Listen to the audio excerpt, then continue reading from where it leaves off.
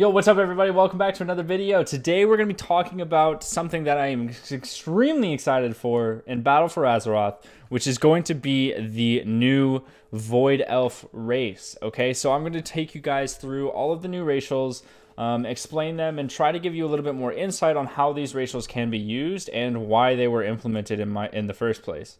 I think that with the Void Elf being probably my favorite allied race, I think that there's a lot of opportunity with this one, and I want to go ahead and show you guys. Also, look at this new mountain. Doesn't that look great? I think it's really pretty. Anyways, so we have a whole lot of new racials coming. I'm going to go over like the Nightborn and the High Mountain Tauren and the Lightforged Draenei and even the Dark Iron Dwarves and Zandalari Trolls when they come out in Battle for Azeroth. But for this specifically, we're going to be talking about Void Elves, okay? So just going to walk you through the different Void Elf specific racials. This is the active ability, okay? So this is the racial ability that you get. Every single race gets one of these, and this is the Void Elf one. It's called Spatial Rift. Okay, so Spatial Rift, it tears a rift in space. I reactivate this ability to teleport through the rift. This is huge. This is amazing for PvP. This makes it so that arcane mages are insane for PvP. So how this works is it's actually a projectile. Okay, so you shoot a rift out in front of you. And when you do that, this rift goes to like a 40 or 50 yard range and then stops and stays there for a couple seconds and then disappears. So how this works is basically you have to shoot off the spatial rift into, in front of you, and then you can reactivate it. All right, so it's really cool ability. So how it works, I'm just going to show you it just so you can see. So watch in front of me, you're going to see this little purple line go. Watch, boop. So you see that right there? It lasts for 5 seconds. And you can actually teleport to that, and boom, it's done. What's really cool about Spatial Rift, though, and why it's so overpowered and why it's so good, it's not over. I don't even think it's overpowered because it's on a 3-minute cooldown. Like, it's actually, like, the Blizzard developers have taken their time towards really balancing out the racial abilities. Like, a lot of the really strong ones in last expansion and previous expansions in general were nerfed by having a higher cooldown, and this having a 3-minute cooldown, in my opinion, doesn't really make it overpowered because it's a 3-minute cooldown. Like, it's not like every minute. If it was every minute, that would be crazy. If it was every 1.5 or 2 minutes, that would be crazy. But since it's every 3 minutes, that means it's not going to be available at some point throughout an arena. If like a rogue stuns you or whatever, like, you can't always spatial rift away. And you can't always get out of that. So I think that having this extra mobility is very valuable. And I think that it's definitely going to be used at top end PvP. So there are several different classes you can actually play in Void Elf. I'm going to just show you real quick. You can actually play, let me get it. Boop. So you can play a warrior. You can have that extra mobility. You can play a hunter, a rogue, a priest, a mage, warlock, and monk. For me, I'll probably be playing a mage, obviously, if I were to play a Void Elf. I haven't quite decided, but let's go ahead and jump right back into these other racial abilities, and we will talk about Spatial Rift again once the cooldown comes back, okay? So, Chill of Night, very easy, very simple racial ability. It reduces shadow damage taken by 1%. There's really not a whole lot to talk about there, just, a little bit extra reduced shadow damage, which is great. Now, this is one that I want to talk about because it's actually a pretty big deal for Alliance PvE players. Okay, so Entropic Embrace is a passive damage and healing buff. And based on what I've read, it's a 33% chance to proc when you have your abilities. Or when you use your abilities. So every time you cast an ability while you're in combat, it doesn't really proc right now because I don't have in combat. Like, let's see if it'll proc right there. Nope, I didn't. But if you were to be in combat, use your abilities, based on what I've read, it's a 33% proc rate, and it lasts for 12 seconds, and it empowers your abilities by 5%.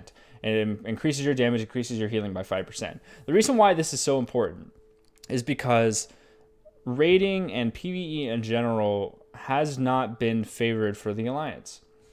With classes or with races like trolls giving that haste buff, with races like orcs giving that attack power spell damage buff, there's a lot of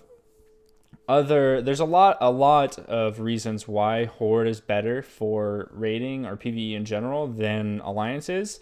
But seeing this damage healing buff come out in this new allied race, on top of the Lightforged Draenei having that Light's Judgment, I think that it's really important to note that Alliance may be actually more favorable now for PvE content. And I think that Entropic Embrace is going to be one of those factors towards that. Having that extra damage buff, it's really nice. And honestly, it's up for a very long time. And I think that that's something to note. So just keep that in mind if you are choosing your race for the next expansion, if you're not quite sure. But moving on from that, we're talking about Ethereal Connection. So Ethereal Connection is really just reduces the cost of void storage and transmog by 50%. So, you know, you're going to see people that are obsessed with transmog more likely to be void elves because it doesn't cost as much. But, you know, it wasn't really that big of a deal anyways, because you could make so much gold in WoW now. So it's not a huge deal. But hey, you know, having a little bit of a discount is nice. And then we have preternatural, I don't even know how to say that word, calm. Your spells are not delayed by taking damage. So if you're being hit by somebody, you're not actually able to take damage, or you're not actually going to have your spell cast be delayed by taking that damage. And that means that you're going to be able to cast your spells without having any delay. It makes leveling a little bit easier. Even PvP sometimes, you know, you do have that delay whenever you take damage. And I think that this just kind of like takes that away. So having these racials are actually pretty useful. And I think that it's definitely very, very fun. I want to talk about Spatial Rift again, because while it is a 3-minute cooldown, I want to show you some stuff that you can do. So not only can you use Spatial Rift, run away, and then Spatial Rift like a huge distance,